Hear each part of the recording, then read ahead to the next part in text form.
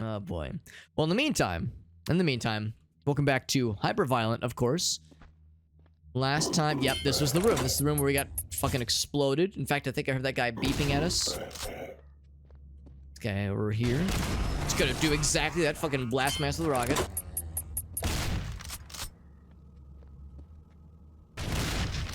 Oh, I think he... So, I know I can't take credit for that because he seemed to die by my hand, but there was definitely a moment where he may or may not have damaged himself. May or may not have damaged himself with this rocket. Maybe that's what, like, softened him up. Allowed me to fuck him up. LMG? That's an LMG? Oh, light machine gun, right. Ouch. Yeah, where I come from, an LMG is something that is, like, enormous. And requires, it at minimum, 2 hands. And maybe, like, needs to be mounted, that kind of thing.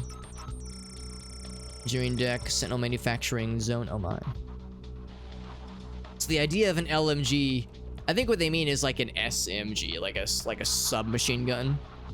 Cause like light machine gun, that's like the big fucking, that's the Rambo gun, right? Like that's the big stuff.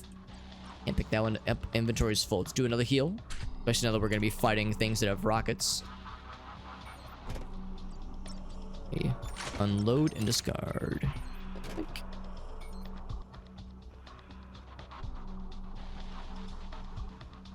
Of course, we killed several things. Oh my god, we got the rocket launcher back. That is great news. I think I'm gonna drop the HMG. As cool as it is, it's such a bummer we can't upgrade it. It's just gonna languish in, like, yeah, it fires quickly. Cool. It's just not interesting enough. Whereas this thing right here, this is a motherfucking rocket launcher. I was so sad that we lost the rocket launcher previously. We got it back. There is justice in the world. We got the rocket launcher. All is well.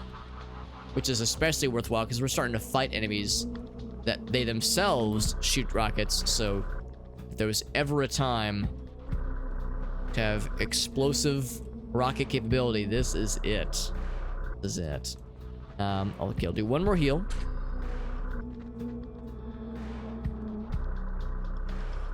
Is this a door? This is a door.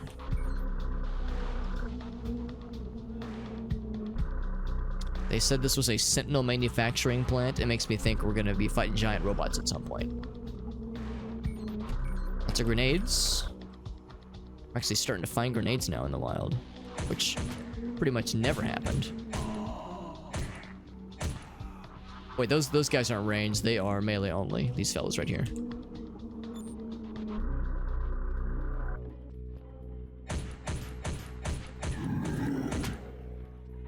Okay.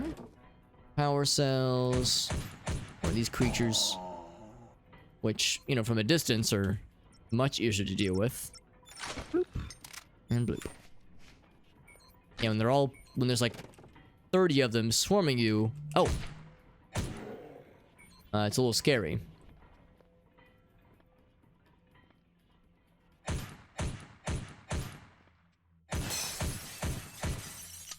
Seems like I can't... Oh, there we go. Now, I was gonna say, I know there's like probably a magic angle at which you'd be able to tickle that fella. Yeah. Gonna drink that thing. Glug, glug, glug, glug, glug. You know, we were talking about the Mountain Dew advertising green text story not too long ago. Every time I find one of those energy drinks and I see the slogan, "It's bad for you," and I'm like, well, I don't know, it's like a weird turning on its head the theme of that particular Mountain Dew advertising green text story. Make sure to say the slogan and drink the slogan label out so it faces the security camera. Make sure you're doing it good, or not the security, but the I guess it's the Kinect, the Xbox Kinect. Back when that was like, you know, the big hotness. It's just bulletproof glass.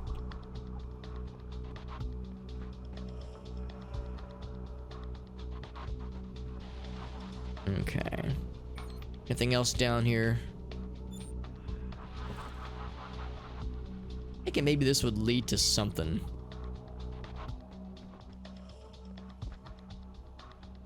But maybe not.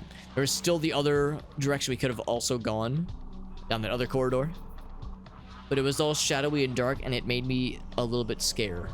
It made me think that it was going to be scary times. I decided to go venture down a hallway that I could see. In which I could see. Oh, it's a spinning logo. I was like, what kind of enemy is this? I need a yellow card. Oh, hello. Okay. And if I do.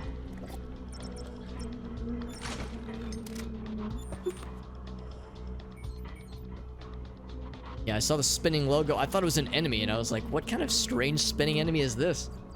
Another flashlight in case I needed to dual wield flashlights. Well, there was, if only, I think Aaron was the one who pointed out the other day, if it was like a mag light, you could do some kind of melee attack with it. That'd be pretty sick.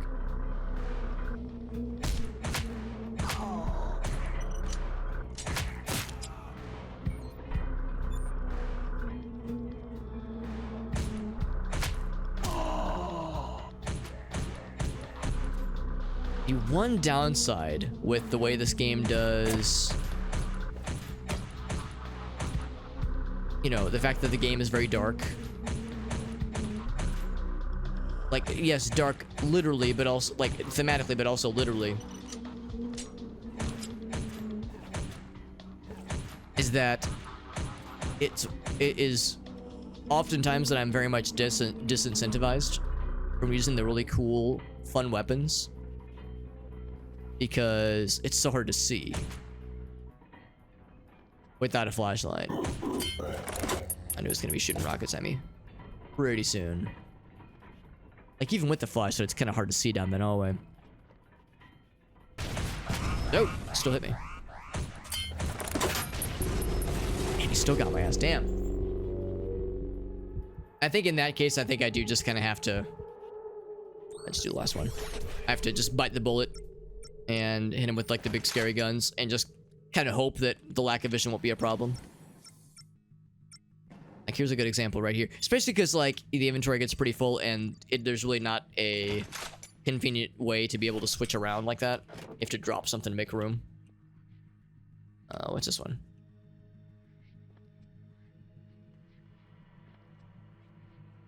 So I wish the UI switch-a-majig.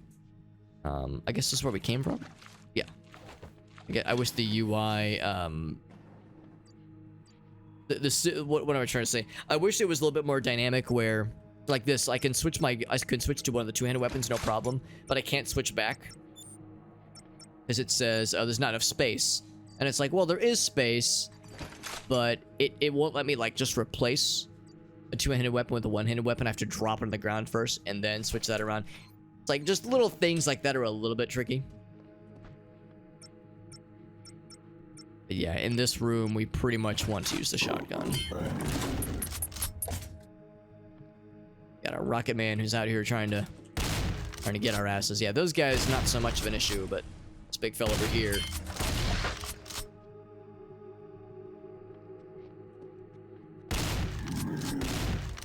And maybe I should just kind of, now that we know the layout of this area a little bit better, maybe I should just go without the light source thing for a bit.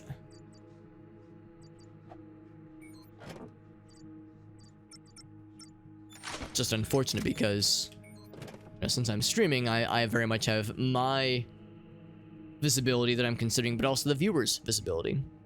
What's up, Derek? Void Bastards. That is a game I've watched other people play on, you know, on other streams and whatnot, and it looks really freaking cool. I've yet to play it myself. I got in a Humble Bundle a while back, so I do have the ability to play it.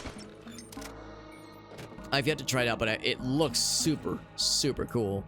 I mean, the aesthetic alone, like kind of a cool cel-shaded look, I think it looks great. And it seems like it plays pretty cool too. How dark this is. Like, I just can't see, honestly. Maybe it's better on your guys' end, but at least on this monitor, it is impossible to see. So I have to do one of these. It's a little bit unfortunate, because it means I'm limited to one-handed weapons. But the good news is we've upgraded one-handed weapons significantly.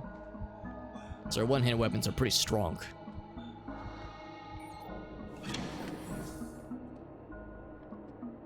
There's a couple fellas back this way. Oh, the one shot, nice. Yeah, Void Badge just looks really cool, and I understand that one is more. That's more of a roguelike. This game isn't really a roguelike at all. It's pretty linear. Although I would say this is more of an immersive sim. I don't know if Void Bastard has immersive sim properties at all, necessarily.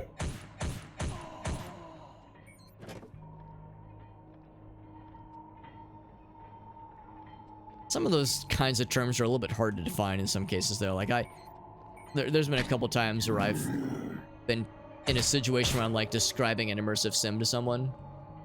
And it's kind of hard to without just saying, oh, you know, it's like System Shock. Or it's like Thief. Like, sometimes those terms, like, you know them when you see them sometimes in a game, but they're hard to codify. Or at least they are for me sometimes. I have a hard time codifying them. With explicit terms beyond, well, you know, you can loot a dead body's corpse.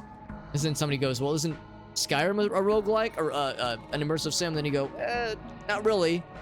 But I can see why you might think that, because again, some of this is very, very nebulous.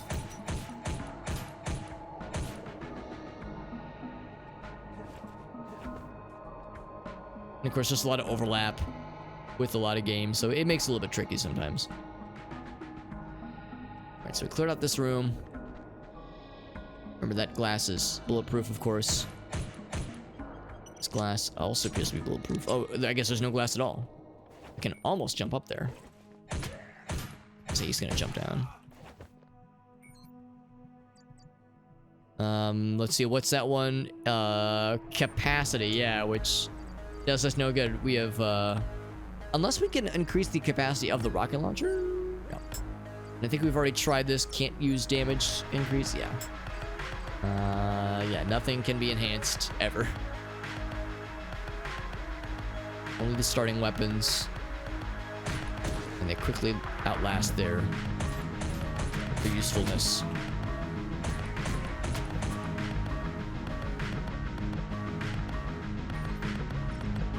So we're gonna drink this guy. Bloop.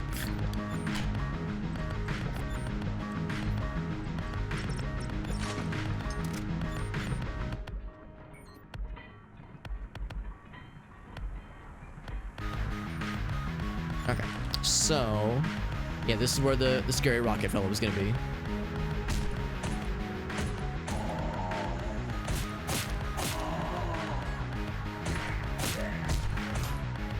These are all melee only fellas, so this is not too bad. I think I pulped that guy completely by accident. Like, shot his corpse a few extra times, and I was trying to shoot the other fella.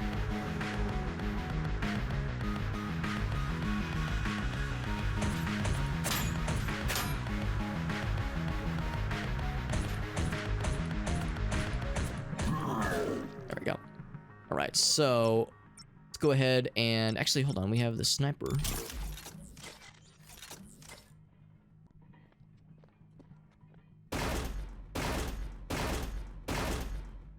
Is he just gonna stand there? He's just gonna stand there. Okay, there we go. I guess that works then.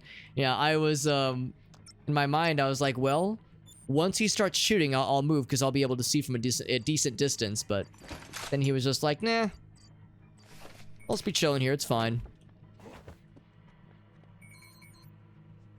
They're butcher, but I hardly even know her. Okay.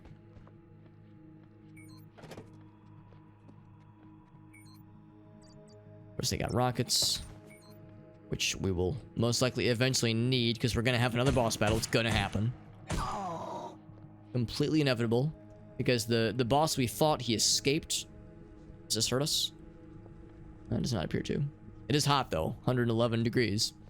Yeah, the boss we fought previously escaped. And we will most assuredly Be meeting him again. I'm sure he'll have more tricks up his sleeve. And rockets seemed to be a great way to deal with him last time. I'm assuming they'll be a good way to deal with him this time too.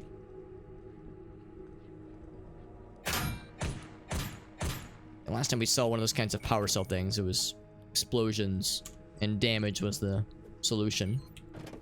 Then precision. Can I install this on this guy? I cannot. Shotgun, no.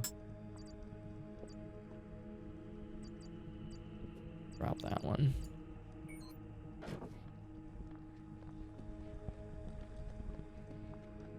It's a terminal that I can use.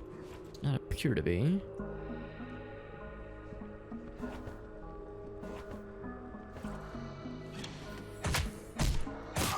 Okay.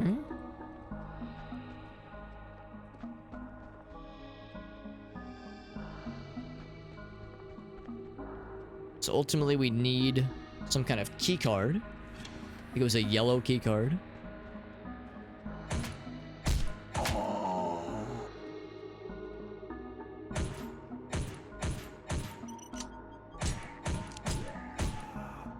You know, when it comes to the conversation around what I was saying earlier where, oh man, I wish I could see a little bit better as I'm fighting these bad guys, as I'm navigating around. You know, that's a common thing with Doom 3. People sometimes, for the Doom 3 non-believers out there, one of their main sticking points is, oh man, Doom 3, you can never see anything. You're always switching back and forth between the flashlight, ouch, and like your shotgun. Like, oh man, if only there was like a way to attach the flashlight to the shotgun or to the rocket launcher. And there are mods, of course, that do that. There are mods that do that, and I think also the Hell on Earth edition or whatever the oh no, BFG edition, that's what it was called. The BFG edition supposedly adds that as an optional feature, like a you know, flashlight attached to weapons option for the game. But at least in that case with Doom 3, it was a quick way to switch back and forth between the flashlight. And the game was kind of built around that expectation. Like, it was very much expecting you to not always have the light on you at all times. The flashlight felt, yeah, exactly, Derek. Yeah, I've never played Doom 3, but I've heard people say when Doom 3 first came out, people were frustrated by Doom 3. And the flashlight thing was a big sticking point. And they were, like, people would complain online. People would look for ways around that. They look for workarounds, whether it be modding the game or, like I said, or just getting the BFG edition. But I think time has been more kind. Time has been more generous to Doom 3, because now the discourse is kind of flipped. And now more people are saying what Derek is saying. And I think, based on what I've heard, I think I'm inclined to agree with Derek's way of thinking. Because, yeah, it was supposed to be a horror game. They almost kind of did themselves a disservice by calling it Doom. Because I think an argument could be said for, well, yeah, Doom has always been a scary game series. You know, it's always had its roots in horror. And I would say that's correct. It's you know, Doom, original Doom, I thought, can't see shit, at least originally, like, you know, back when it first came out, had moments of being genuinely scary, but not in like the classical scary game sense with, you know, jump scares and can't see shit. Doom 3 was scary, or Doom was scary just because, you know, we had nothing to compare it to. Doom was scary because, you know, I mean, I guess other than Wolfenstein 3D, Doom was like uncharted territory. And like the whole notion of you're a badass super soldier trying to kill a bunch of bad guys, and you're going through hell, you're killing demons. Like, that was like a cool and kind of scary concept. So like just the idea of that game, and it's not just the idea but the execution, because it was like this brand new thing. And of course, a lot of us, when we first played Doom, we were kids, whereas Doom 3 was very much a game meant for adults. So I mean, they're scary, I guess, for different reasons. So loved it because it's a horror game, and yeah, you lose a lot of that horrorness if you make the game too easy to play. Which is to say, like, you know, you add the flashlight situation onto all your weapons, suddenly you can see everything forever. And yeah, it's hard to get spooked out. Lighting engine was a new thing. That's a good point too. That was a huge thing, yeah. It was like part of the antagonist. Yeah, part of the antagonist. I think I'm inclined to agree. It's a very good observation. Very smart observation. And they would charge their fireballs. Yeah, I remember watching, I think it was X-Play or Extended Play. That was one of the things they talked about, was how cool the lighting engine looked. And I remember like seeing exactly what you're saying, Derek. Like they charged the fireball and you would see like the lights and the shadows kind of form around it. It looked pretty sick. It looked pretty sick, and I remember thinking like, man, I wish I had a computer that could run this at the time, at least, because, you know, I didn't have an Xbox and I didn't have a very good computer, family computer, obviously. So yeah, no, I mean, I think that's generally how most people feel, Derek. I think most people agree. You know what? We were kind of mean to Doom 3 back in the day, and now the non-BFG edition of Doom 3 is kind of, you know, more sought after. And I think most people have kind of come around to it. It's definitely on my list. I would love to play Doom 3. That's a game I would love to play and stream, for that matter.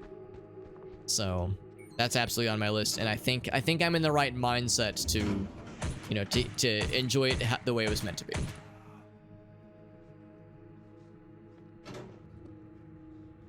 So yeah, get the flash, like the fireballs being charged, the muzzle flash on the corridor walls. That makes sense too. Yeah, all that makes perfect sense. Whoops.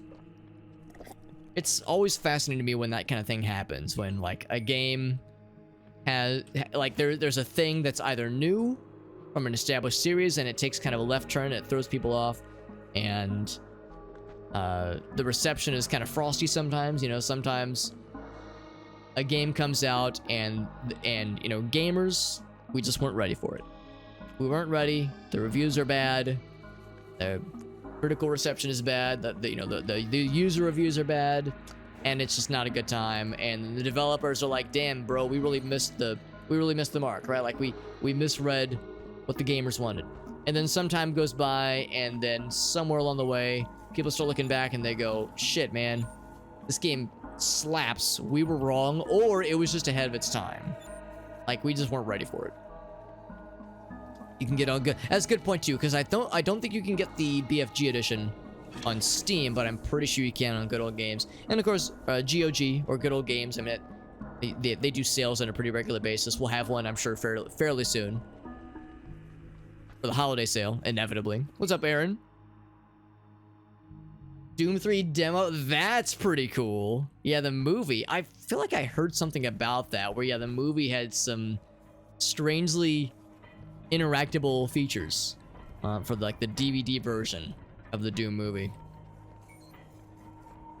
which is pretty cool. And of course, not a lot of people have had the kindest things to say about the Doom movie, so it's nice that we get some nice things, because, you know, not everyone was the biggest fan. He's gonna do his shooty pooties. My arm jumped when I saw him fire. I got spooked out.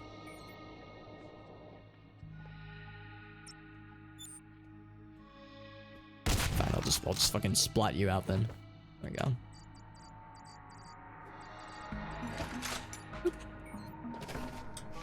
Now, I've never seen the Doom movie. I don't know. I've heard there's like a pretty cool first-person mode sequence where it like kind of zooms in on the protagonist's perspective, and you get to see him as like the gun is aiming around as if it was a first-person shooter. I've heard that's kind of neat, but it only lasts for a couple minutes, or maybe even less than a few minutes, and the rest of the movie's pretty forgettable.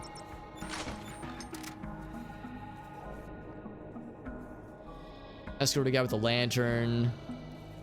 Oh, right. I see what you're saying. Yeah. Because without him, you're kind of screwed.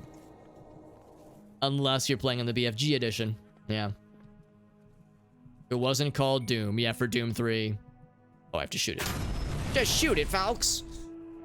Let's go back then. I guess that's the question, though. What else would they have called it? Because again, like, I think I get what I think for a lot of us, we get what they were going for. We understand that, you know, by a lot of measures, Doom 1, specifically Doom 1, was scary for a lot of us. So Doom 3 was like trying to, I guess, recapture that, but in a more modern sense.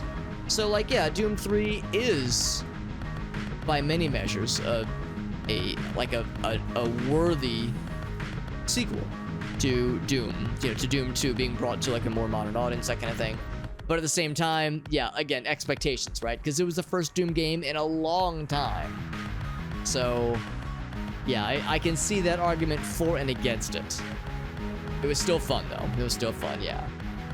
Best part of the movie, yep. I can't remember where I saw it. Maybe it was X-Play, maybe it was something else, but somebody pointed out that, man, in the movie, the BFG, it's called the big freaking gun. Not the big fucking gun. The big freaking gun. You got a Doom movie and you're calling the BFG the big freaking gun. And they were like, well, maybe it's because they don't swear a lot in this movie. And then there's like a 12-second supercut of all the F-bombs dropped in the movie. And they go, all right, well, that's clearly not the issue.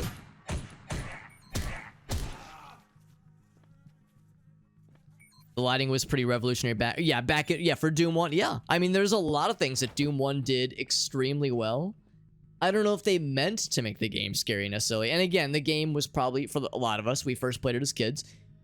Now, yes, the Doom 1 should have been rated M. It shouldn't have been for kids, arguably. But the reality is that most people played it as kids. What's up, Corey? Doom 3 more like Dumb 3? Oh, fucking shredding them.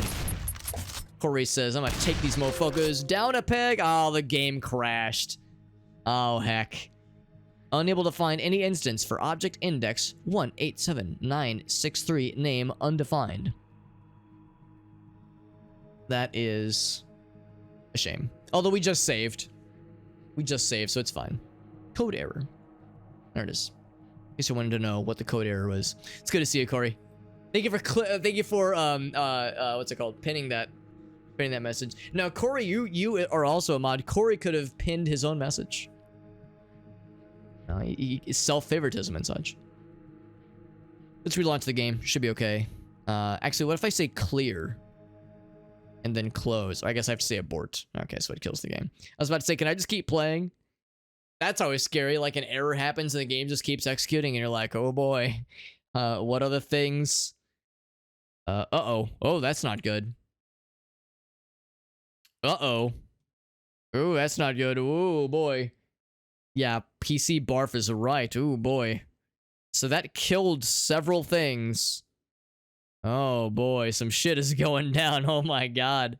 All right, so I'm still live now. We dropped some frames. I think the stream lagged for a second. That was a little spicy. I don't know what was the last thing you heard me say before things got weird. Where things got fucky-wucky. It's just a giant, jumbo-sized telephone.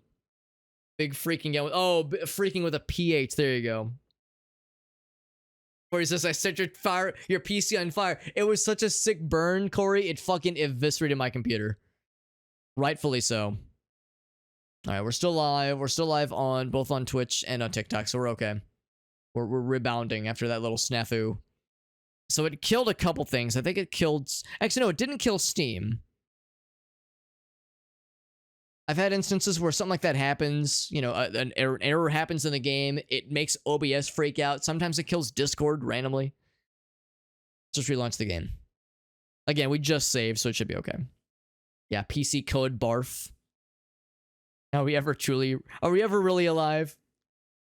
Aaron, I was telling them earlier how Gracie and I finished, in my case, rewatching, and in her case, watching for the first time, Cowboy Bebop. And of course, it's my favorite anime. I really do think it's my favorite. And not that I'm like a huge anime snob. I haven't watched a ton over the years, but I kind of go back and forth between that one and Full Metal Alchemist Brotherhood. But yeah, Cowboy Bebop is probably my favorite. And of course, you know, without spoiling anything, I'll just say there's that line where Faye's like, you're going there just to die? And he's like, man, I'm just going there to see if I was ever really alive. So, are we ever really live? So you're going there just to disconnect the stream, Alex? I'm going there to see if I was ever really streaming at all. The jazz intensifies. You're gonna carry that weight, man. I keep thinking about it. I keep thinking about it, man. It's such a good anime, and it had such an impact on me. It had such an impact on me when I first watched it, you know, years and years ago, and rewatching it as a 34-year-old man, that shit still hits like a dump truck, man. It's still like, it's strange how like pertinent it feels, and it's strange how feelsy it feels. It's not an overly sappy anime, but I don't know, there's like so many aspects of the anime that like really just hits me really hard. Part of it I think is nostalgia, honestly. I think part of it is just me being a sucker for nostalgia, like a lot of us. Like a lot of us are, of course, but I think the themes that the series gets into, along with the music, and how much I'm very much a music fan. I'm a music collector. I have a decently sized library, I like to think. I tell myself I have a cool music library. You know, so music is, you know, it means a lot to me, and it you know, and it impacts me deeply sometimes. You know, sometimes I listen to something and it's like, damn, man, that shit hits. That shit hits real good. I've talked about that with relation to Wind Waker, of all games. So the Wind Waker soundtrack, same kind of thing, man. It hits like a dump truck in ways that are kind of hard to describe. But I think just basically it's you know, the game means a lot to me, and because music inherently means a lot, it means that, like, you know, the music tied to something that is that impactful is you know, just kind of hits that much closer to home. But yeah, the soundtrack to Cowboy Bebop is so like prominently on display. I think it's it is. Oh, that guy just kind of appeared suddenly. Of course, a lot of anime series have really cool soundtracks, you know, not just really cool ending and beginning themes, just like all around, like just really cool soundtracks. I don't know, there's something about Cowboy Bebop. It really is something special for me, at least. I heard the beep. Yep, I was gonna say, I heard the fella. A hard time getting these shots in. Nobody over here. I'm not backing into a fool who's gonna erase my butt with a buzzsaw, a butt saw, if you will. Ooh, 3 health. 3 health on a dream, baby. No, I was gonna say, no way, he's still alive. No freaking way. Again, I have to drop things to be able to equip them. Very frustrating. There we go.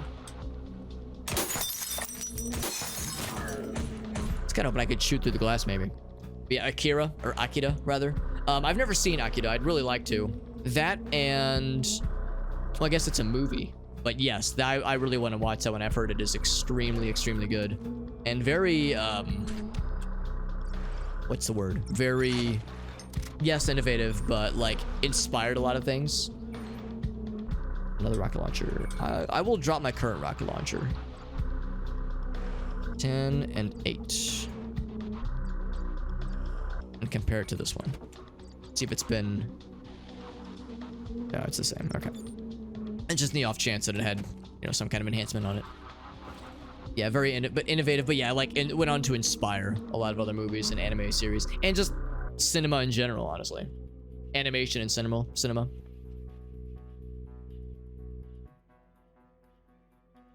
It's the rad, yeah, better, yeah, transferred to a better time and place. That, there's probably a part of that, there, for me at least. Like, the nostalgia, just fucking doing a lot of heavy lifting. That's probably a big part of why I like the series so much and why the music is so impactful. Because, yeah, I mean, there are certain moments in particular in that series where, yeah, I am transported back to, you know, chilling in my bed. It's like, you know, 8th grade, maybe freshman year. Oh, there's Sheena girl. One of our cats is down here drinking from Dexter's water again. But yeah, I would say there's certain moments in that series and certain songs in the soundtrack where, yeah, I'm transported. I'm back to that scene. I can imagine myself in my bed. It's, yeah, I'm in 8th grade or freshman year, and I'm watching it on Adult Swim or Toonami. I guess Adult Swim more specifically. and I can only, of course, catch one episode a week on Saturday nights because, you know, that was when they would do their anime night on Adult Swim for a while there. And I'm experiencing things for the first time, and up until then, you know, I had been limited to whatever anime was on Adult Swim. So Sailor Moon, Dragon Ball Z, Naruto. I never really watched Naruto, but like Gundam Wing. Gundam Wing I really enjoyed, but the plot was all over the place, and most people have told me, because I've seen 2 Gundam series. I've seen Gundam Wing, and I've seen G Gundam. And I have friends that are very big into Gundam anime, and they say, Alex, you motherfuckers, somehow you managed to, of the 2 Gundam anime series you've watched, you've somehow managed to watch the 2 worst ones. And it's like, dude, I promise, I'm not trying to dodge good anime, I promise. I'm just stumbling into watching apparently the worst ones. But like G Gundam was fun, and like the fights were kind of cool, but the plot was all over the place. Gundam Wing, yeah, plot holes galore. Plot was like Swiss cheese. So I hadn't really gotten to enjoy like a really, in my opinion, like a really sophisticated, well-crafted anime that like really gets into some cool artistic moments. Like that series does a lot of things really well. So whether or not it's like the best anime of all time, you know, is irrelevant for me. It's more of a matter of it was the first really sophisticated anime I got to experience. And I got to watch it at, of course, the perfect age, you know, when you're, you know, 12, 13 years old. And it's fucking good, man. It's real fucking good. Somebody gets the pronunciation. Well, it's only because I've heard other people correct others when they say Akira. Because I guess that's very much a westernized pronunciation. Is that a rocket fella? Or is that space? It's just outer space. I thought it was like the robotic arm of the rocket fellas. No, I really ought to see the movie so I can experience it for myself. And you know, I was just talking about Cowboy Bebop. I also want to watch the Cowboy Bebop movie. I've never seen it. My understanding is that it takes place in between, I guess, episodes like 23 and 24. So basically before like the final stretch in Cowboy Bebop, because in like the third to last episode, some characters leave. You know, it's like the gang kind of fractures a little bit. So basically it's right before that. That's apparently when the movie takes place, and I've heard it's quite good. But of course you can't really watch it on any streaming sites or anything. Just gotta find like a used DVD somewhere. But I want to watch that. I want to watch Akira. There's a bajillion anime series I want to watch. There's so much, man. My backlog is ever expanding, not unlike the universe. That's an unfortunate time for a reload.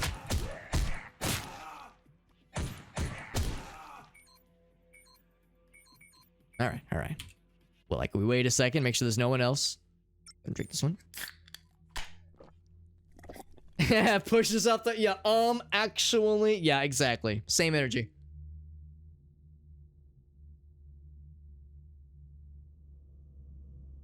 Same energy. Not unlike your mom, sounds like also. My mom's a lovely lady who may or may not be listening in right now. My mom is really funny. She'll pop in to the stream, you know, into the chat sometimes, and you'll know it's her because she's got the verification, or not verification, but the VIP badge. She is indeed a very important person. For obvious reasons. For obvious reasons. So sometimes she'll pop in the chat just to say hi and chill for a little bit. But she's also said before, sometimes she'll just pop in and not announce herself or anything. She'll just pop just to like hang for like a few minutes, because she's not really into video games or anything, but she just likes to chill for a bit and see what I'm up to. See what kind of weird shenanigans I'm up to. But for all we know, she could be listening in right now and judging all of us. Judging all of us. Chase down some of the folks to sign the post. That'd be cool. That'd be cool, Aaron, yeah. That's good. That's kind of a cool thing to consider too. Like if there was, like if I could choose, yeah, someone who directed like a movie or an anime or series or something that I really like. If there was like, if I had some merch that I would, you know, if I could wave a magic wand and have them sign something of my choosing. Like it's a shooting gallery right now. Like running back and forth like that.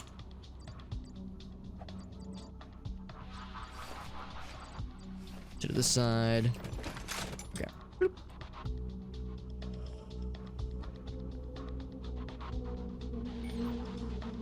More rockets. Good. Good. Because, yeah, I have a feeling we're going to need lots of those in our future. It's not a broken bridge. Quickly trying to reload. This guy's quickly closing the gap. Only God can judge me. Have you seen the Adam Ellis comic? Where there's like some buff dude with a tattoo. It's like some really like muscular buff dude's got a tattoo, and the tattoo says only God can judge me. But the tattoo is in the font is papyrus for the font. And like the dude's walking around and God walks by and he's like, "Oh my me. Is that a cringe ass tattoo? Only God can judge me." And he's like, is that papyrus? The kernings's all jacked up. Whenever I think of that phrase, whenever I see that phrase, I think of that comic. Some stuff from David Hayter. Man, that'd be fantastic, honestly. Get some System Shock too, Corey. This is very much a like this whole game is very much an obvious, maybe not the whole, like a love letter necessarily, but like the influence with System Shock is through the roof. Like, no question, System Shock was an influence in this game's development. For good reason. System Shock is awesome. But, oh shit. I don't like that beep noise. Don't like it. That means he's loading in some shit. I'm gonna hit him with the old razzle dazzle. The old from behind razzle dazzle, to be clear. Oh, he was still expecting me. Fuck. I was thinking the razzle dazzle from behind would get his ass. Oh shit. Alright, well, it's too much trouble. Switch to the intended weapons. Alright. Yeah, the old razzle dazzle from behind, but we got there. We got where we needed to be. That's what matters. Oop. Yeah, System Shock is very much on the list. I'd actually rather play through System Shock 1, but not the remake. I'd probably want to start with the enhanced edition of System Shock 1. Because the enhanced edition doesn't like go super ham, it just goes medium ham. It has like built-in mouse and keyboard support, well, mouse support that is. Because of course System Shock 1 famously did not have mouse support.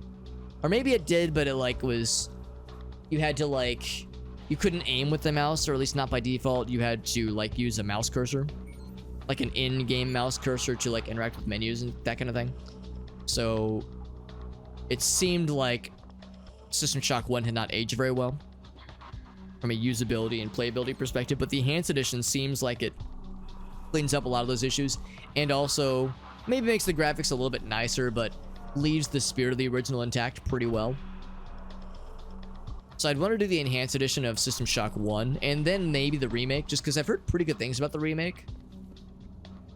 Like a lot of us, I was kind of nervous, like, oh boy, how are they going to do it? Is it going to be not good, or how's it going to end up? But I think it's pretty good, from what I've heard. And then of course, System Shock 2. I know there's also a remake, or at least an enhanced edition of System Shock 2 that's in development. And hold up on the HMG.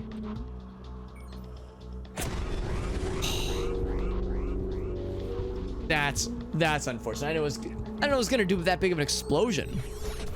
That's unfortunate. I gotta get that sequence again. It's directly below here. Gosh darn it. Gosh darn the luck. Okay, actually, that's right. I just saved. Just saved right here at least. I feel like an asshole. That's absurd. That's freaking absurd. Oh well. I was doing so good until I wasn't. Until I was doing so dead. That's a tricky one because that's a really tight corridor. Maybe I was lower in health than I thought I was. I thought I was like 60 or 70. That's an unfortunate case.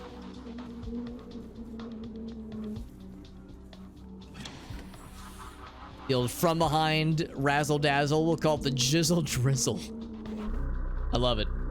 Enhanced edition. Yeah, that's probably what I'd start with. Yeah. There's, you know, for a while there, a lot of people would say like, man, System Shock 2 is so good. Just skip all that bullshit and go right to System Shock 2. But I think more people are starting to realize that System Shock 1 is still worthy. I've played a decent bit of it, but it was on my old laptop. And I'm pretty sure I don't have the save files anymore, which is fine. I think I'd rather just do a fresh start anyway.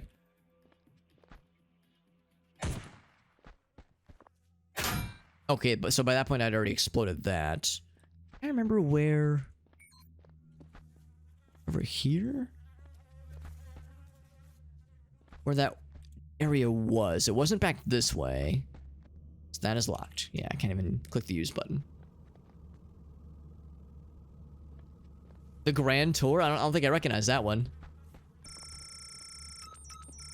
And of course this is still locked. Yep. Let's get back this way.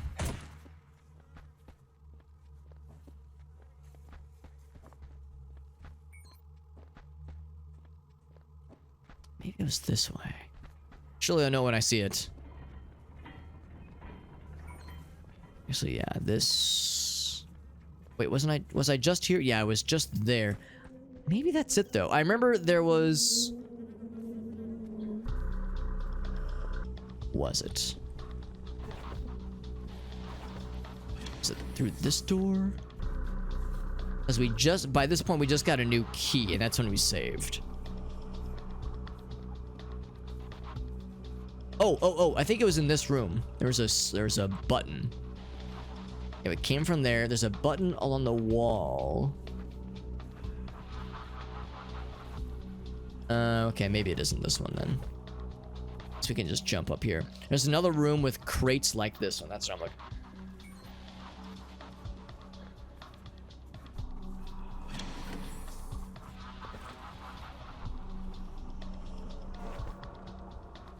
Gosh darn it. I'm trying to remember where that room was. I kind of stumbled upon it very conveniently earlier, but now my ass is inconveniently forgetting. Is it this way? No, this is where we unlock. Oh, well, that one's still locked, actually. Yeah, we pressed this button. That one's still dead, but yeah, that opened up. Oh, I guess we just reclosed it again. But yeah, we broke that power cell. And then we went through...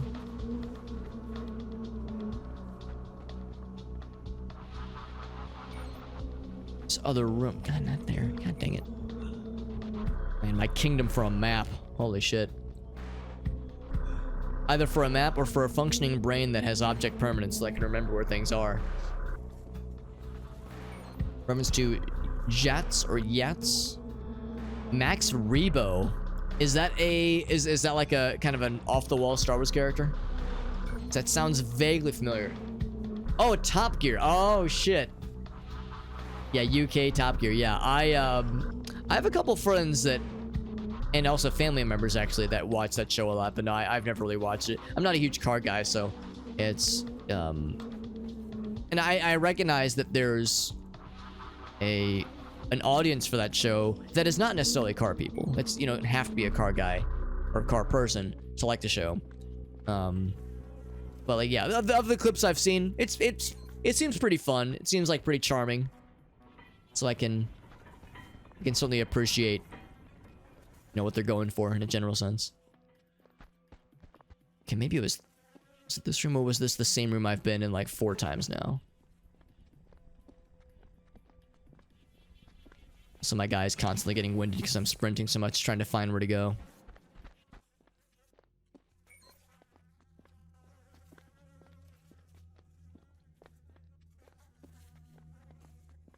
Oh, maybe it was this room. This is it. This is it, yes. We finally found it.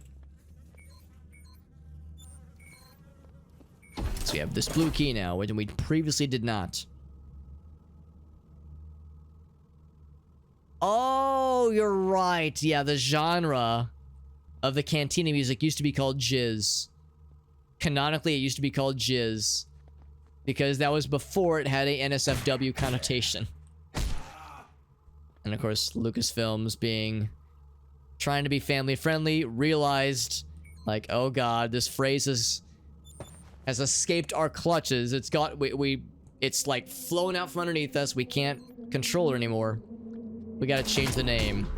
So yeah, they retconned it to Jats. And I remember seeing a Twitter thread for a while saying they retconned it to Jats. I'm very sad about it. But us jizzers remember. Us jizzers remember the good shit. Retweet if you're a true jizzler. Or true jizzer. And of course I retweeted it, obviously. How can I not? Yeah, good car show for non-car. Exactly, like it seems like it's pretty fun. Like even though it didn't like grip me necessarily, I was like, okay, I think I see why. I think I kind of get it. The blue elephant, yeah, that fella. Yep.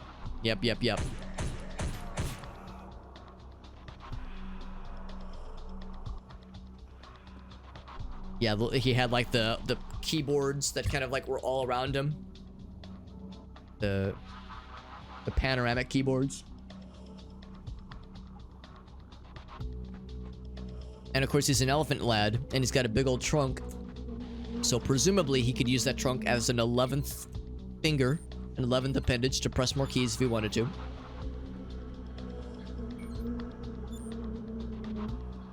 And I'm still thinking about the David Hayter thing. Because there's a really cool thing I watched not too long ago. Because there's kind of a... I follow a lot of the Vinesaw streamers, including Vinny, but also Joel and Mike and Limes and this guy and this guy apparently. Like I follow a lot of the Vinesaw streamers, and of course a lot of them have played a lot of Metal Gear Solid games over the years, and that guy tried shooting a rocket at me. Very not cool. He's dead. I think he's dead. And one of them, I think it was probably Vinny, had kind of a running gag when he played Metal Gear Solid at one point where it was Metal Gear Solid 2 in particular, where whenever Raiden would be on screen, and anytime Snake and Raiden were on screen together, the running gag is that Snake would ask Raiden, this is scary. We need to work together. Raiden, squeeze my hog. Let's work together. It was always Raiden squeeze my hog, but in his best David Hayter impression, or Solid Snake impression, Raiden squeeze my hog.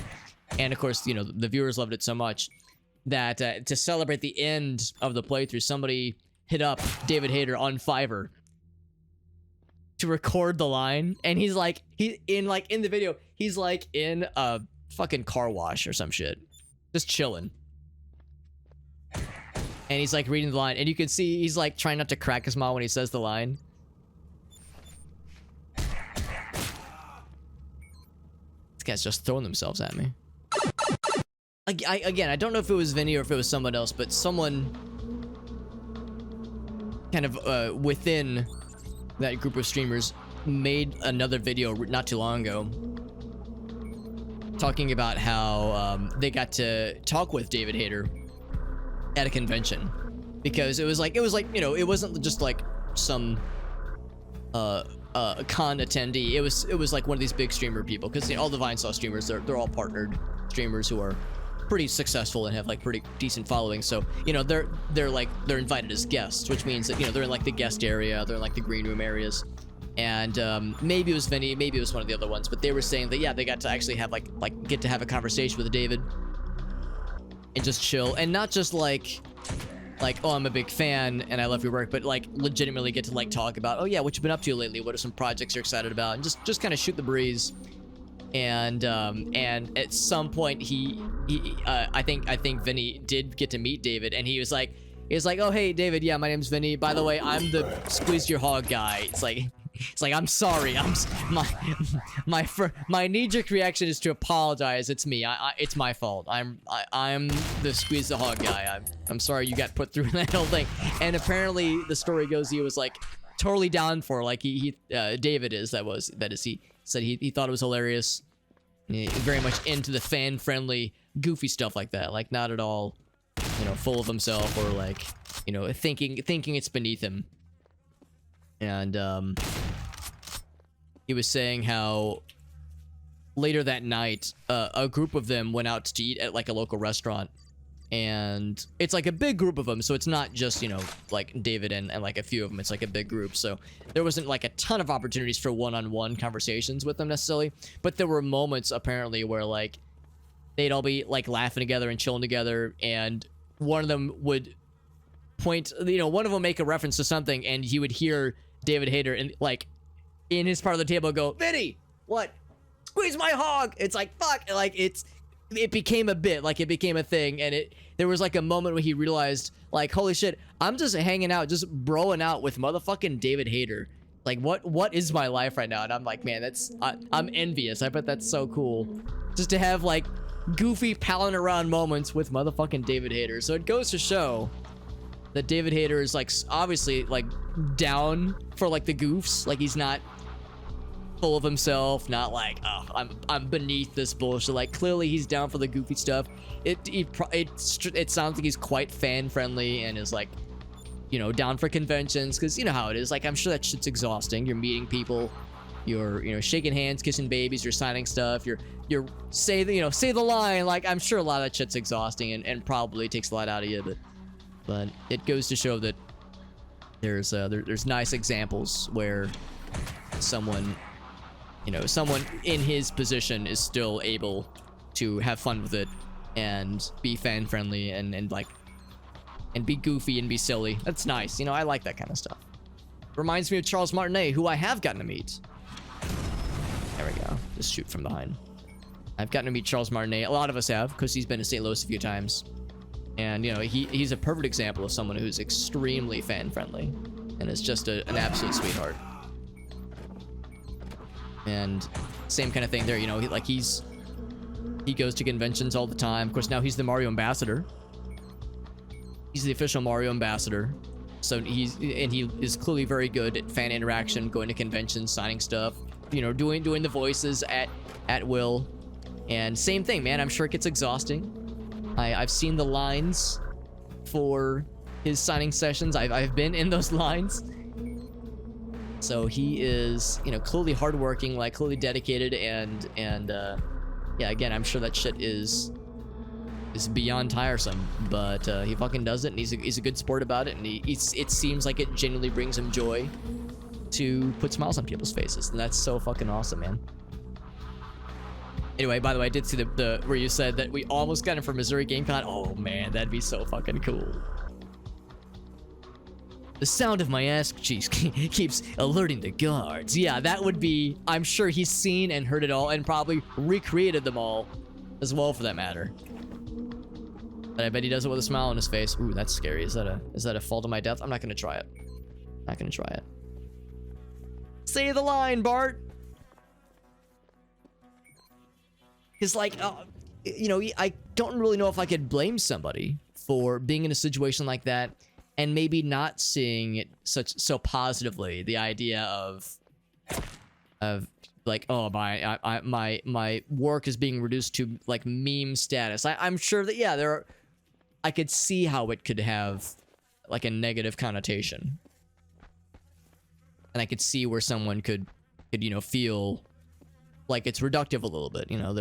Their work, their acting, their art being lampooned. Like, I get it, but I like to think that the David Hayter approach, the Charles Martinet approach, that says, like, yes, you can take pride in what you do, but also people want to have fun, and we're here to entertain, we're here to put smiles on people's faces, and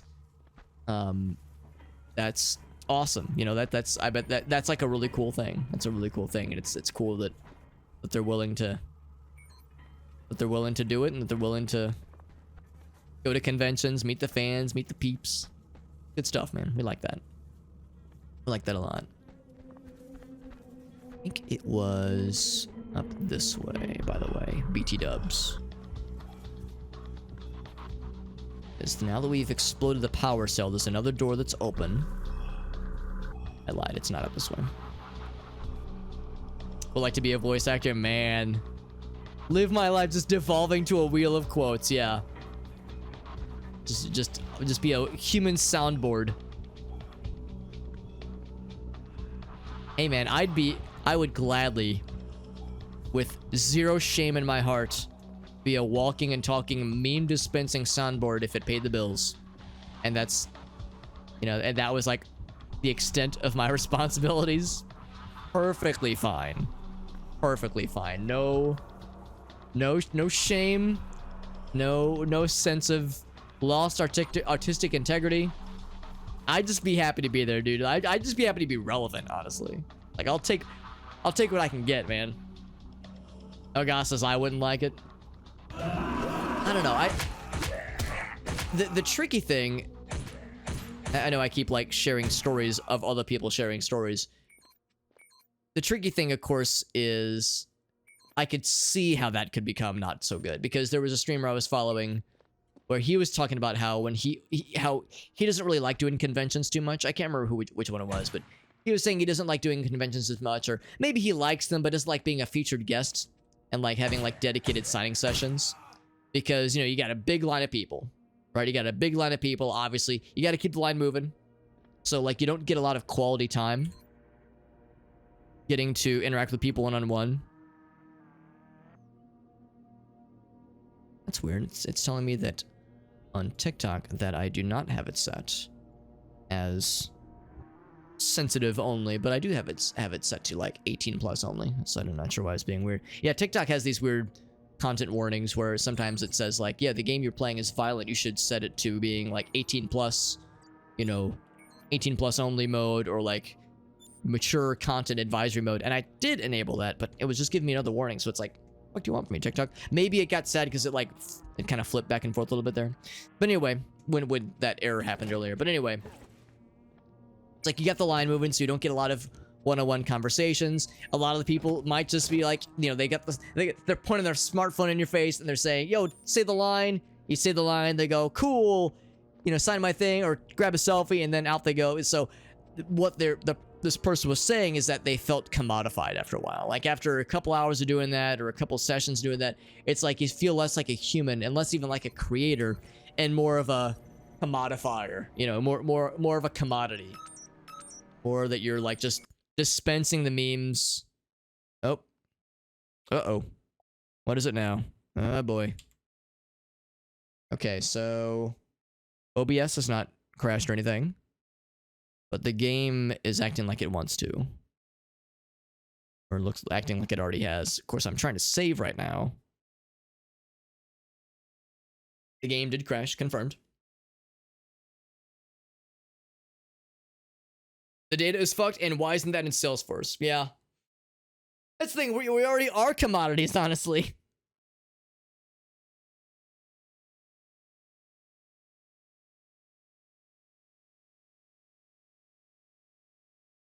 People using references in place of the humor. Yeah, if like the humor is a matter of, do you remember the blank? You know, do you remember that one time blank? I'm gonna close Steam and restart it. It's weird that we've actually never had this game crash before, and now we've had 2 crashes in a single night. I'm not sure what restarting Steam will do. Maybe I could do verify integrity of game cache. Maybe I'll do that too, for that matter. See, I could see how that could happen. I could very much see how that could happen, where like where that could feel reductive. But I don't know. But it makes me all the more impressed then that people like Charles Martinet and David Hayter and probably others as well have found like some kind of equilibrium to clearly have it be a joyful thing.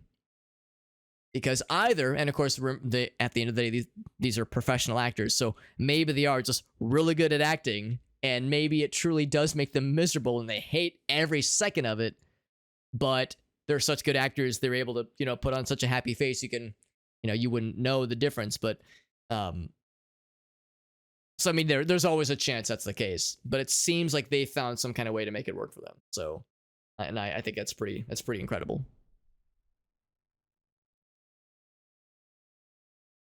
So if there's a way to make that work, and like I said, have it pay the bills, I think it'd be awesome. Of course, it's a grass is always greener situation.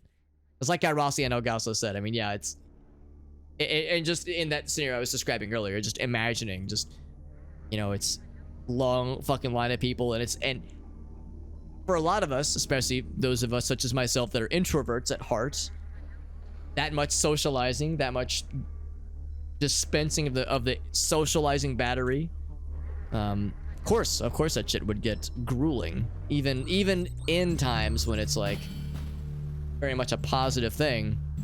Like, yeah, it's gonna be a huge drag. Speaking of a huge drag, the game did not save, so it crashed upon save. Hopefully it didn't corrupt the save file. So we're back here.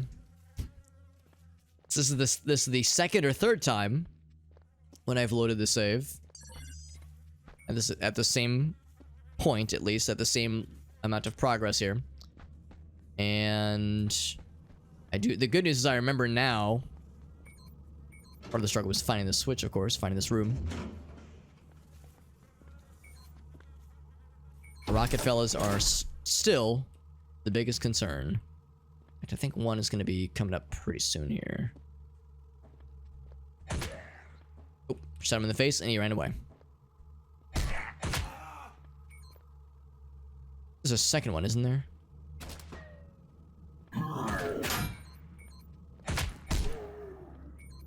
Okay. I thought there was a second melee guy, though.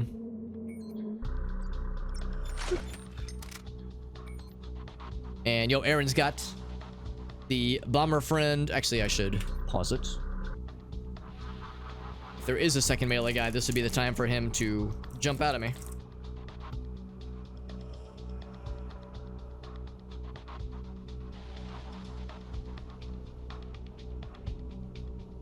Whoops.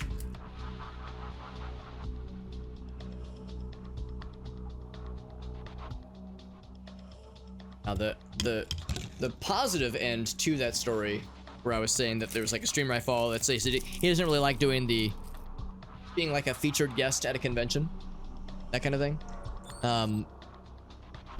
The positive end to that story is that he said, like, in more recent years, he doesn't seek out the featured guest stuff anymore. Instead, he just goes to conventions unannounced and just kind of hangs out, just like wanders around. And, you know, if he gets noticed, if someone goes like, oh, hey, like, you know, I know who you are, would you mind like stopping for a photo? It's, of course, a much more informal, but at a more informal basis. And there's not like a giant crowd of people or a giant line of people. So he's able to have more like one-on-one conversations. Like, it's a little bit more meaningful than being a commodity. And you know, the person might ask like, oh, hey, is it okay if, you know, if you do the line for me and I record it? Like, you know, that I think the idea there is like, okay, this isn't like a giant throng of people. This is just, you know, one dude or dudette, you know, one person. And also, it's like, it's a little bit more meaningful. You know, proper conversations can be had. It's maybe not as crowded, so you're not having to like yell over crowds of people or anything. Of course, it's a convention, so it's going to be a lot no matter how you slice it. But I can very much appreciate that approach. Trying to like bring the humanity back into that situation when it was starting to feel less than humane and more like human cattle, human entertainment cattle. We all have roles. Make sure the bomber is switched. Is it the Rick and Morty you pass the butter situation? What is my purpose? You switch the bombers. Oh god. we all have the roles. And Bomberman, the bomber friend's purpose is to you know, to serve watch over the stream. And my purpose, at least in this particular hallway here, is to be a What is it called? Is it the shooting gallery where the ducks would go back and forth and you'd shoot the duck and they'd go bam and they'd like switch direction? I feel like that's what I'm doing right now, except I'm the one shooting. So if the ducks were the one doing the shooting, then this strange metaphor works out well.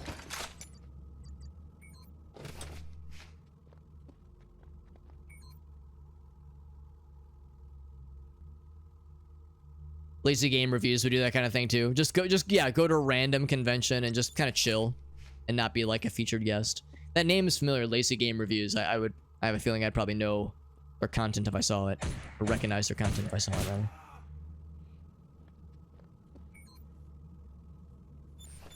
We're gonna become extremely familiar, intimately even familiar with these contents of these hallways. I mean, this is our third time through. Third time is the charm, of course.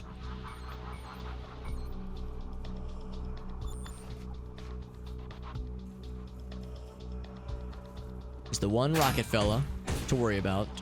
The melee lads are the least of my concern. Even if they like sneak up on us, they don't do that much damage.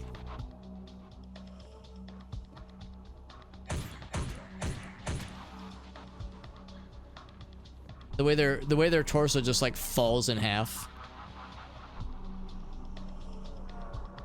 It's only a matter of time till Rocket Man shows up to burn out his fuse out here alone. Musicians called one hit wonders. Yeah, they want the one song. Yeah, I could very much see that. Yeah, they go to the show and the musician is like, oh man, we got a new album out, or the artist, or the band, we have a new album out, check that shit out, and we're gonna play some new songs from that album, and crickets. The crowd is silent, or people are like getting up to use the restroom or going up to grab a drink, like, clearly people aren't paying attention. And then, okay, we'll play the one song from the one album, or a few songs from the album, or our one hit. And then, oh, that's the whole reason we came here. We came here for that one thing. And now we got what we asked for, and I don't know, the idea of paying a full ass ticket, just to hear one song. I mean, unless it's like a really damn good song, I don't know, like, if I'm getting a concert ticket, I better enjoy at least a few songs from this artist. Concert tickets ain't cheap, especially in a post-COVID world. Well, post-COVID is maybe a misnomer, but you know what I mean, post-lockdown world at least, because the cost of those suckers did not go down, that's for sure. Retro stuff, some Duke Nukem, nice.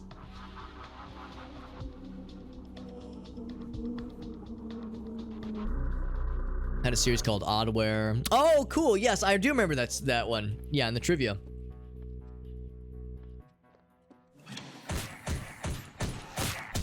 Either that guy went through the wall or he spawned in after the fact. Yeah, it's cool. That was the inspiration, though. That's fantastic. Oddware. Yeah, I'm questioning if I've ever seen his content, but knowing me, it wouldn't shock me if I had stumbled upon one of his videos at one point without really realizing it. Like that. Okay, so now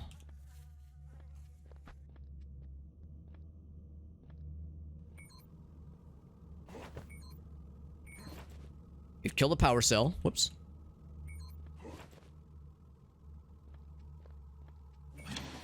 Kill the power cell, and I'm pretty sure I remember how to get back to the area that it was blocking. That's all it has is a key. Still a bit nervous about these crashes. Had 2 already. We really need to play through this area a 4th time. I'd rather not, if push were to come to shove.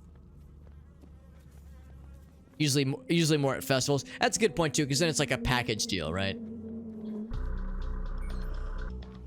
As opposed to buying a concert tickets for one artist. Plus or minus an opening act maybe, but still. At least at a festival, you've got a bevy of options. And not just, oh man, I gotta sit through a full set list just to hear the last encore is the big one.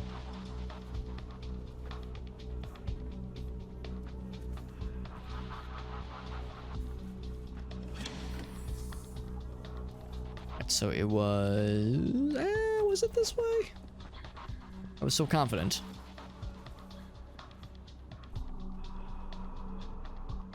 Hour long. Oh, that's cool. Building a 46. Oh, that's pretty cool. That sounds pretty involved too, because talk about some retro stuff. So was it over here? Yes. Yes, it were. So, yes. This one on either side, maybe? Sure is. I can very much respect the idea of, like, something, like, really chill and cozy to fall asleep to. I haven't done that in a while, but yeah, when I was younger, I would have, like, certain shows I would watch that were always on at a certain time of the day, or a certain time of the night, I guess, that were, like, the good falling asleep to TV shows. Like, I very much can appreciate YouTube videos that have the same effect. Yeah, bliss and comfort, man. That's just how it is. Some entertainers, or like, of course, in my case, I guess it was TV people, like shows and actors, but also YouTubers. Yeah, like having a certain pleasant voice, or good like background music, or just the general vibes, being relaxing and cozy, and working well for being a little sleep aid. All right, game. You're gonna be nice to me, please. Save. Confirm. Oh, shit. It crashes here again. Rick, man. All right, well. I should have done this before. We'll do the verify integrity of game cache. If it just continues to shit the bed, I'll try. I'm gonna do one more thing. I'm gonna verify integrity of game cache. And then I'm gonna, instead of overwriting the save, I'm gonna save over an empty slot. And see if maybe that does it. And if that doesn't do it, then this might be as far as we get for the game. Because, again, this game, of course, is early access. So, this kind of thing does happen. Right, so that's going to go pretty quick. And it's validated. And apparently there was no downloads necessary. Yeah, no downloads happened. So, or no files were downloaded. So, I think everything's been verified. Yeah, smash the game with a hammer. Yeah, let's see how would that work. Since it's just on my Steam library, I'd like take all the files, burn it to a disk, and then take the disk out and smash that. We'll just do it that way.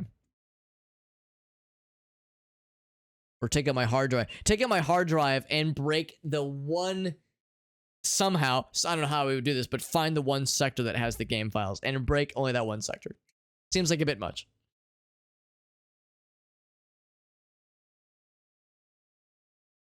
The game would brick every time we looked at the Jefferson Memorial specifically. Man, it's funny and also unfortunate, Aaron, that you mentioned that, because we had so many instances of that kind of thing happening in Oblivion when I played through that game last year. And with Oblivion, I'm pretty sure it uses like the same underlying engine.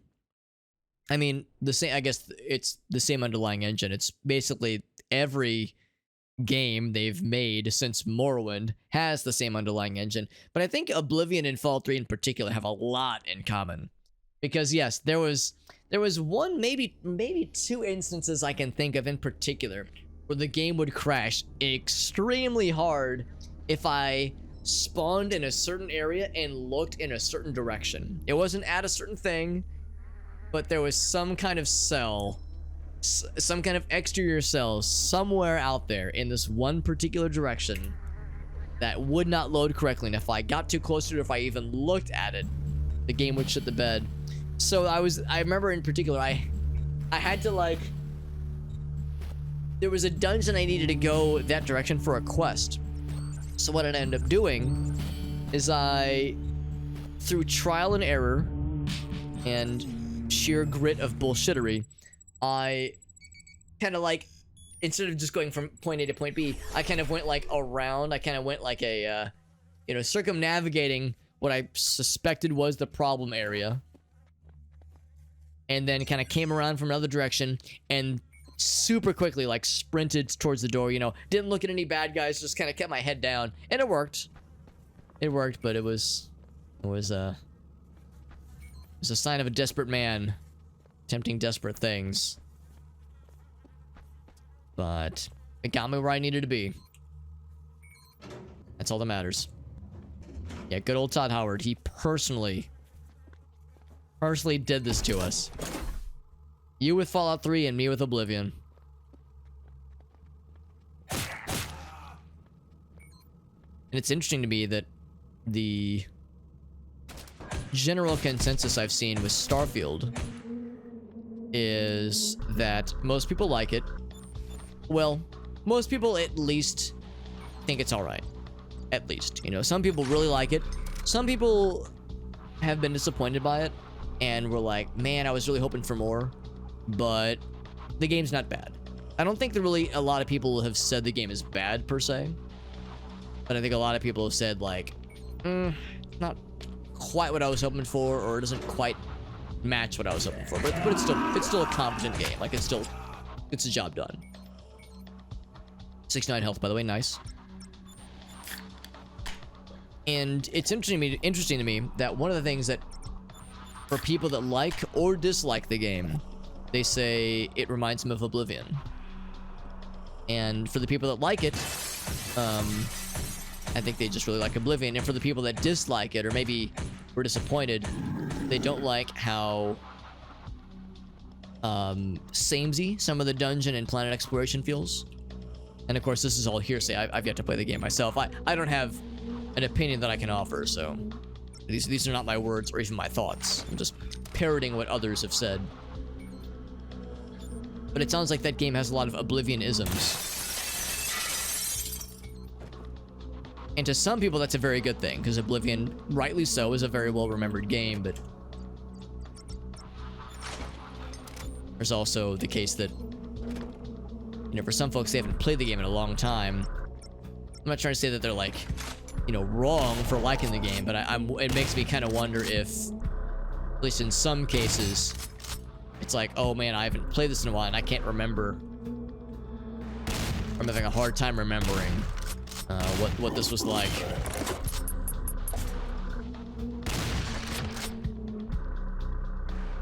Yeah, that was gonna shoot the rocket. Yes, in the case of in the case you were describing, yeah, this was something that you needed to go through. I think for the quest that I was working on my end, it was like a Mage's Guild quest or something, or maybe it was a Daedric Shrine quest. Not at all required. Not in the slightest. So, but yeah, a crucial DLC quest was just shot to hell. And you were probably playing on the Xbox version, or at least a console version. So it's not even like, oh, I can try to find a DLL to fix this, like a fan patch or anything. You were just kind of hosed. And that's unfortunate, to say the least.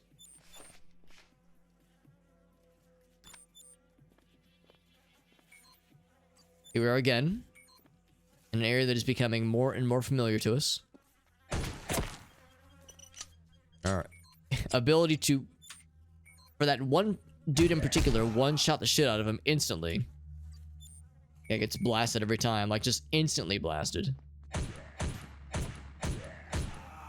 Everyone else gets a few more hits, but that one guy behind the boxes, he always gets got. Playing on PS3. The PS3 version didn't exactly run great. Yeah. Fallout 3 is a weird case because I've expressed desire to play it. Because I've never played any Fallout game beyond Fallout 1. Jump. I've only played Fallout 1, and I would really like to play some of the other ones.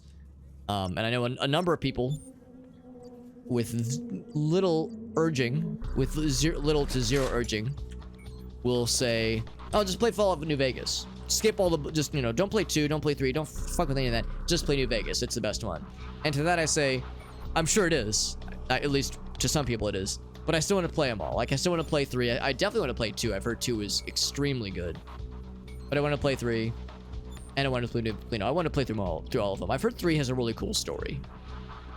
And even though New Vegas, it sounds like is generally the better game, just like across the board. This story, the aspect of a good story for Fallout 3 is very enticing to me. So yeah, I definitely want to try it out. Fucking melt those guys down.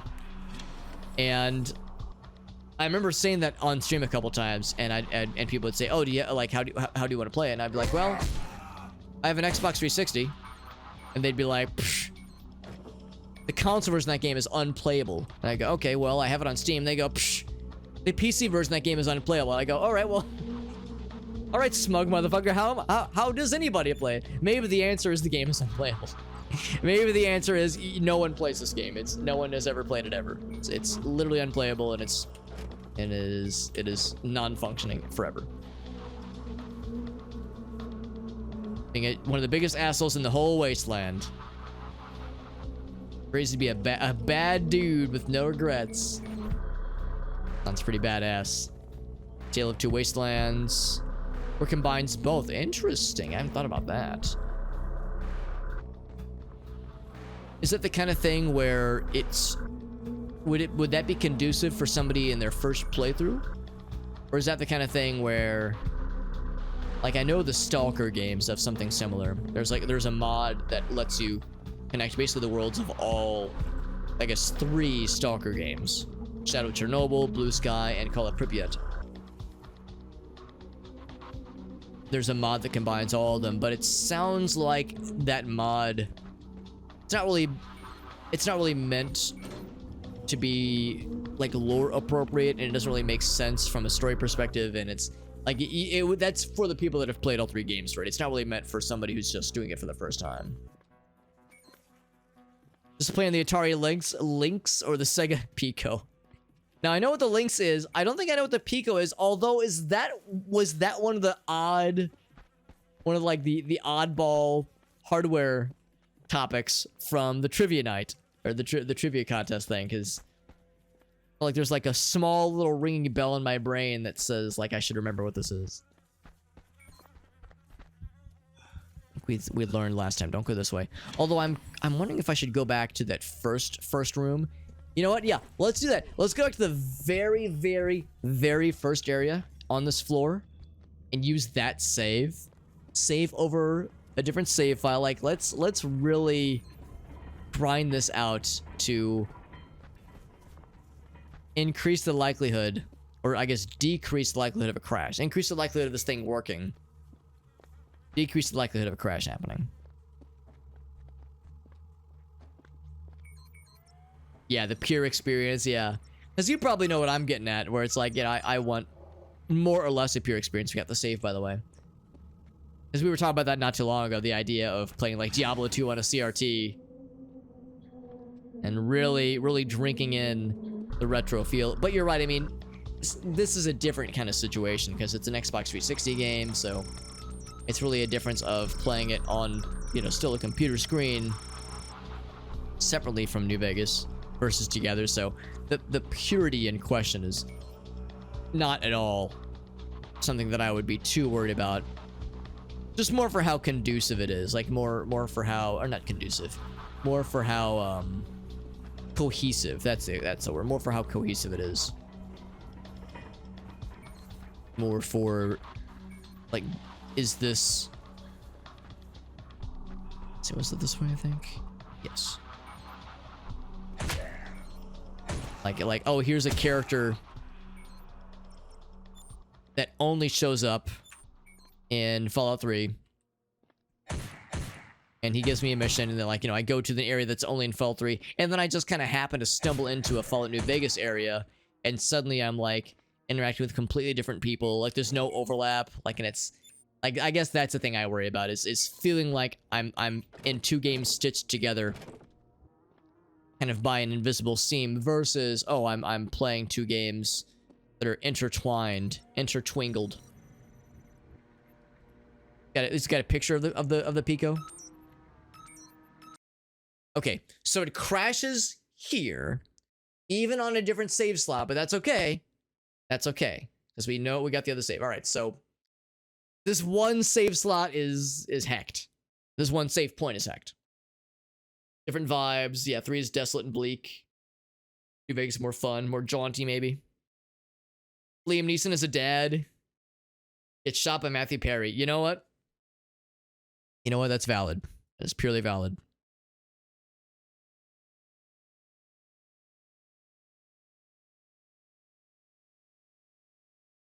I realized Matthew Perry did voice work in video games. That's really cool. But I guess in all fairness, I can't remember last time I've seen him like in a thing, like visually in a thing. So maybe voice work is what he's been doing in the more recent years, perhaps. It's the better game, yeah.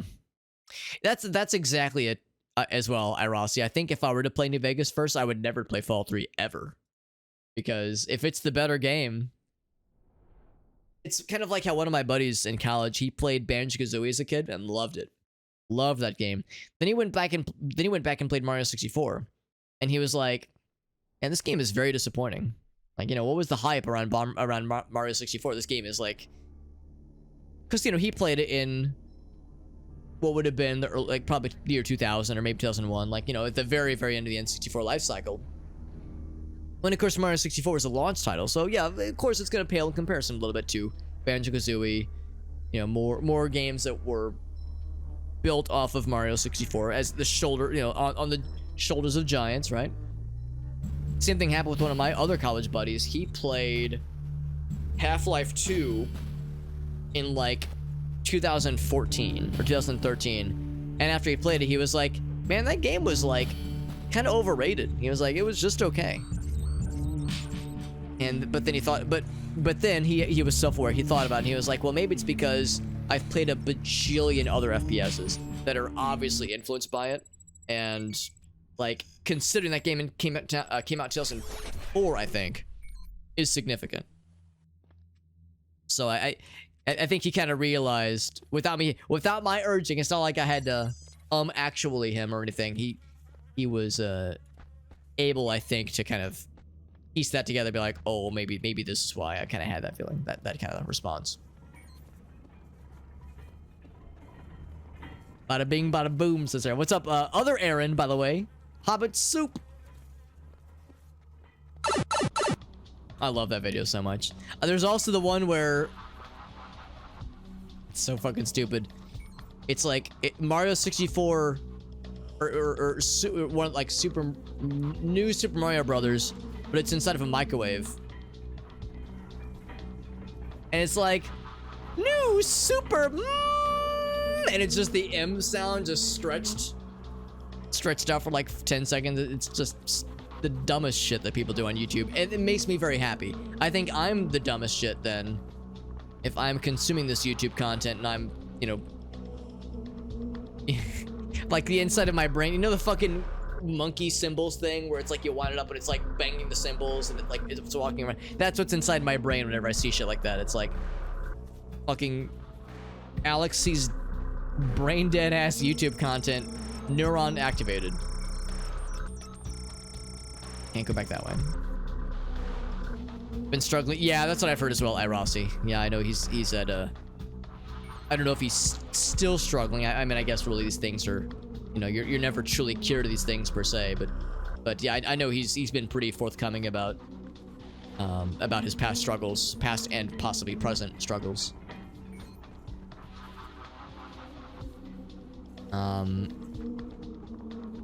Alright, so now that I'm coming at this from a different direction, I think it was back this way. I'm at soup. What do you mean you're at soup? That video's sending me, as the kids would say. It's so fucking stupid. Oh, it's so stupid. I love it so much. Ah, right. That's right. These guys aren't dead now. It blurs together because I've entered this room so many times, killed these bad guys so many times, only for them to respawn when the game shits the bed because it crashes here. It's very silly. And hopefully I don't die and have to reload at this, you know, at this point again, because the save I want to use crashes the game very consistently here. Let them come. Oh my. Oh my. Gracie had a really had a pretty stressful day at work today, and this morning we were talking about it, and she was like, "Man, I have a feeling today's gonna be a fuck fest," which made me proud because that's one of my favorite phrases is to call something a fuck fest or a fuck sandwich. She was like, "Man, today's gonna be a fuck fest, and not the good kind," and that made me so proud because I was like, "That's like some stupid shit I would say." I was very flattered. Got robot claws. And then she, we were talking later. It's actually, thankfully, the day was not too bad for her, but still, it was a stressful one for sure. The job's been a bummer. Hey, sure, go for some soup right about now. Just don't go to soup. Well, you can go to soup, I guess. Just don't try to find clothes there. You'll be very disappointed. And don't tell your friend while you're on the phone with them where you are and express frustration at the inability to find clothes at the soup store, because that's you're gonna catch the devil. Like, this is the kind of thing where if I get too close, they're gonna like zap my ass. Like, lightning's gonna arc between these two thingamajiggies, and my testicles will become extra roasted. Also, it's very dork in here.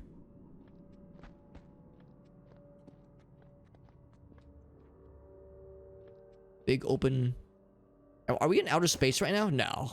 I mean, I guess it's implied that we have a spacesuit on, sort of, because we wiped our screen, like we wiped the visor, I guess. So I guess it's implied that we're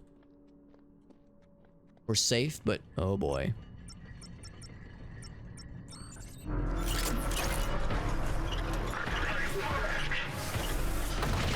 Yep. Still up. So I got the rockets. Hatch. Hatch. Lit up. Ouch, ouch, ouch, ouch, ouch. Good thing I can just keep stabbing myself with this hypodermic healing apparatus. Put some WD-40 on that thing, man. It's all squeakies. A little hard to see. But his bullets are lighting up the night very well. There you are. Man, I am doing oh, I'm dead. Wow, this is really tricky. This whole time I'm like squinting, like, man, I don't know where I'm going. Last recovery point, yeah. So now we have to kind of navigate all the way back to that area. It's a shame we can't use that save that we're, intended to use, but better than nothing, I guess.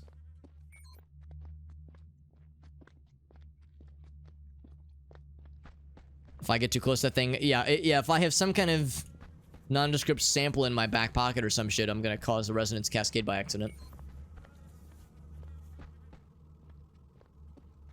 10 seconds to comply. Yeah, some RoboCop kind of energy there.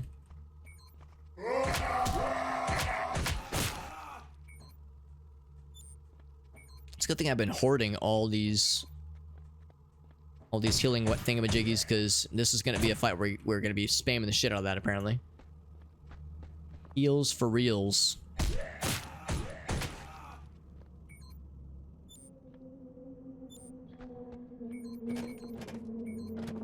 wonder if rockets are maybe not a good idea.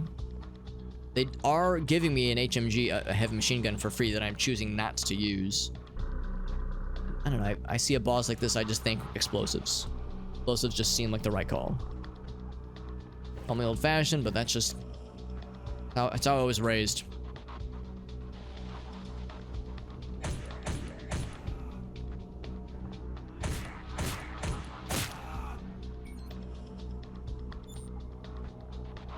Raised with a healthy diet of rocket launches on the regular.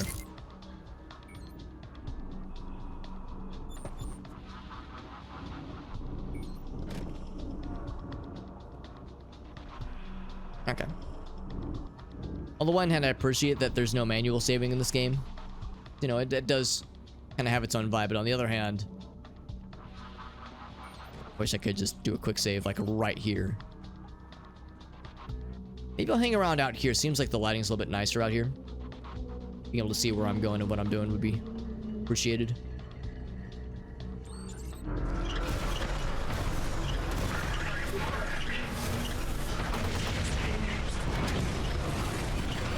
Oh, can't hide behind that. Oh, am I dead? Not yet, not yet, not yet. Yes. Good plan. There he is.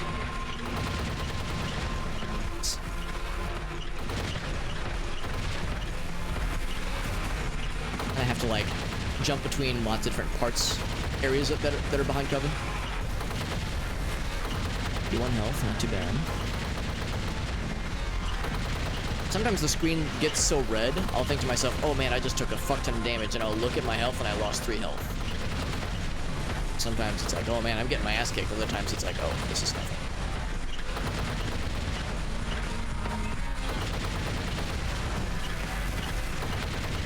Got his ass to me. Perfect. So like, I like it when you show me your ass. Show me your ass more, please. It's not weird, I promise. Oh, look at that. I had more than 100 health for a second there. I could try shooting through there, but I don't trust myself. Or like, you know how it is, like we're not firing directly from the middle of the screen, so it's kind of off center. I don't really have any indication if I'm doing any worthwhile damage to him. Like, I'm assuming this hurts him. He's not exactly recoiling in pain right now. But he's also not saying, oh yeah, that feels good. Rockin' me harder, big daddy boy. Is there a phase 2, or is he truly donezo? I don't know. We need Gray Fox to show up out of nowhere and just fucking ninja the shit out of that thing, yeah. Just a bunch of rockets, and now I have 82 left. And also 114 Healy Boys left, so yeah, we're still not exactly strapped for resources.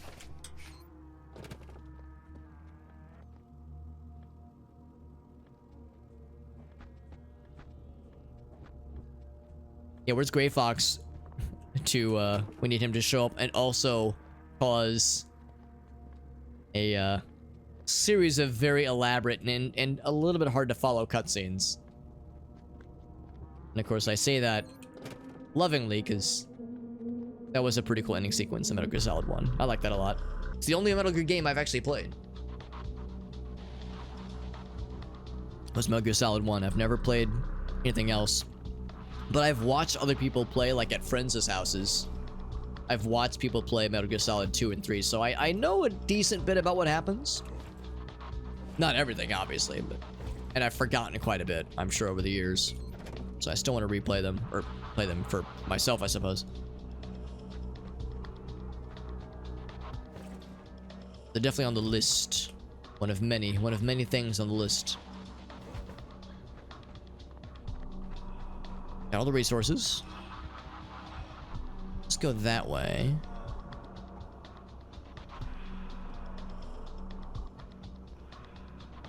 Avoid those long elevators. Yeah, yeah. When I think to myself, whew, finally, I'm by myself. And I can chillax for a bit. I can turn off my radio. I don't have to worry about Raiden bugging me. Or Raiden, Otacon bugging me. We killed the fella. I don't see anything else obvious. That snuck up on me. Wow. I don't see any other obvious ways to go. But maybe one of those other doors is open now. We saw several doors earlier that were just inexplicably locked. Oh man, that sneeze came out of nowhere. Usually you can kind of feel it coming. Oh shit. Oh, now I done did it. Yo, maybe we are causing a resonance cascade. Holy shit. Now we done did it, fam. Warning, gravity control systems are shitting the bed. Proverbially, of course. Not literally. I'm a robot. This is how I talk. Whoa. Oh, shit. Whoa. You weren't kidding. You ain't just whistling Dixie there, sister. Auto-saving. Thank you, game. And we got floaty fellas. Oh, and because because we're all in like gravity mode, their corpses won't just like fall down, and now they get fucking turned to liquid. Because yeah, because I couldn't loot their corpses anyway. Well, actually that's not true. I can sort of loot their corpses, so it turns into a fine mist. I can't use the saves. Maybe it's for the best anyway.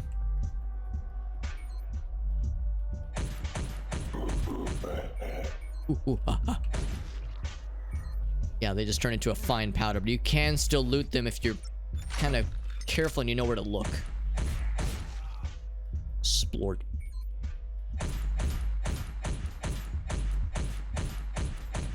I'm awful aiming. All right, fine. Well, we have 600 bullets, so we can suffer this inaccuracy. Okay, what is this? There we go. Glancing off of them. What's up, Meerkat? Very good, Meerkat. Thank you. Thank you. I try to be considerate when borrowing a family member's dildo. You know, you gotta be considerate about these things. Someone else's property. Hippity hoppity, get off their property.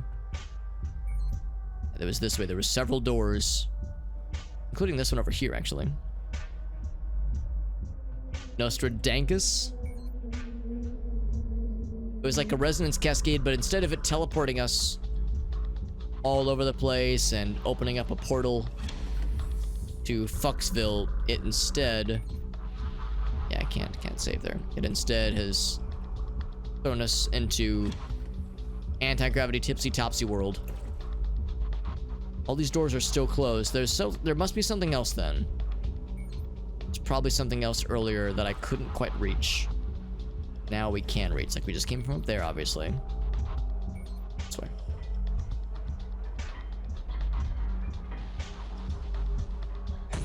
For finding new bad guys, that means we're going the right way, because that's how video games work. For finding new enemies, that means you're going the right way, like newly spawned enemies. A good sign.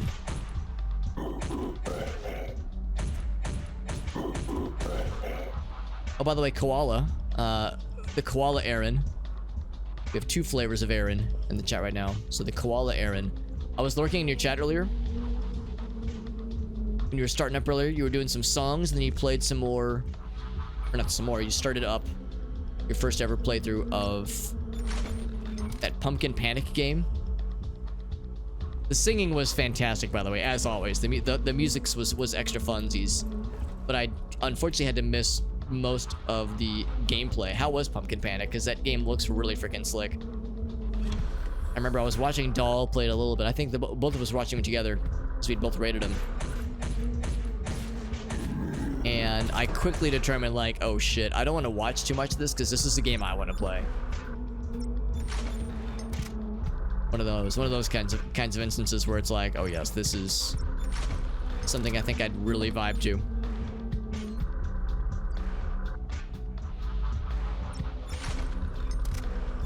Now at this point, I realize we're probably nearing the end of the what is currently available to play in this game. Like I'm not gonna say we're nearing the end of the game, because the game is still in early access and not all the game is done. Like not all the game is playable yet. But for what's playable, I think we're nearing the end of what's currently available to play. Which means that I don't really need to be picking up all the ammo that I find. I could just be running past dead bodies. But it's kind of like in Morrowind when it's like, yes, I don't need any more gold, but I just want to see how high I can get the number, because number makes brain go burr. And that's enough for me.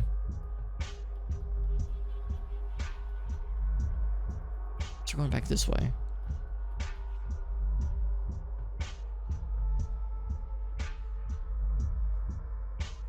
I'm not sure what could be this way that wasn't already available. Oh, maybe this? Oh! Exit! Oh, wow. Big glowing light and everything. Cool. How convenient. And how incredibly well labeled. Oh, it's the Don't Fist Robots sign. Or don't fist androids. That's what that sign is. It's the universal universal warning that some of us choose not to abide by. You know, not something I would recommend ignoring. I think it's a warning that is worth heeding. Now, I wonder if that's it, actually. For now. Again, for now. Just because there's more that will be added later on.